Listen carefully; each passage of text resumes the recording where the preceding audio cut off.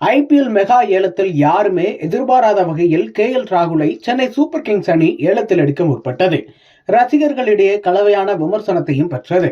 IPL mega ஏலத்தில் இந்திய அணியின் ஸ்டார் வீரர்களான ஸ்ரேயாஸ் ஐயர், பண்ட் ஆகியோர் எல்லாம் 25 கோடி ரூபாய்க்கு மேல் ஏலம் போனார்கள். இந்த சூழலில் ராகுலும் 20 கோடியை தாண்டுவார் என எதிர்பார்க்கப்பட்டது. ஆனால் ராகுல் கடந்த சில காலமாக மெதுவாக விளையாடி வருகிறார் என்று விமர்சனம் எழுந்துள்ளது. இதனால் அவர் இந்திய T20 அணியிலிருந்து அதிரடியாக நீக்கப்பட்டார். T20 உலக கோப்பையில் கூட ராகுல் சேர்க்கப்படவில்லை. இதனால் ராகுலின் மவுசு கொஞ்சம் குறைந்தே இருக்கிறது. ராகுலின் பெயர் வந்ததும் அவரை ஏலத்தில் எடுக்க முதலில் அணிகள் தயக்கம் காட்டியது. எனினும் கொல்கத்தா அணி அவரை 2 கோடி ரூபாய்க்கு ஏலம் கேட்டது. இதன் பிறகு கொல்கத்தா அணியும் ஆர்சிபி அணியும் ராகுலை வாங்க கடுமையாக போராடியது. ராகுல் ஏற்கனவே ஆர்சிபி அணிக்காக விளையாடியவர் என்பதால் அவருக்கு பெரிய தொகை கொடுக்க ஆர்சிபி முன்வரும் என எதிர்பார்க்கப்பட்டது.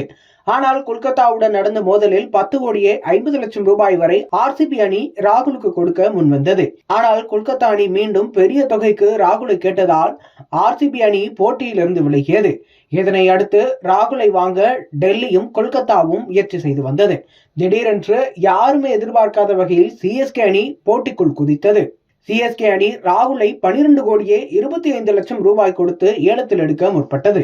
ஆனால் குறுக்கே இந்த கௌசிக் வந்தால் என்பது போல் டெல்லி அணி ஏல பணத்தை அதிகரித்தது.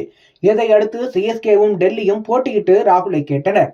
ஒரு கட்டத்தில் சிஎஸ்கே அணி 13 கோடியே 75 லட்சம் ரூபாய் வரை கேட்டது. ஆனால் டெல்லி அணி 14 கோடி ரூபாய் தருவதாக கூறியதை அடுத்து சிஎஸ்கே அணி போட்டியில் இருந்து விலகியது. இதனை அடுத்து டெல்லி அணி 14 கோடி ரூபாய்க்கு ராகுலை வாங்கியது. லக்னோ அணியிடம் ஆர்டிஎம் கார்டு வசதி இருந்தும் அவர்கள் ராகுலை வாங்க முன்வரவில்லை. இதனால் ராகுல் தற்போது டெல்லி அணிக்காக விளையாடப் போகிறார்.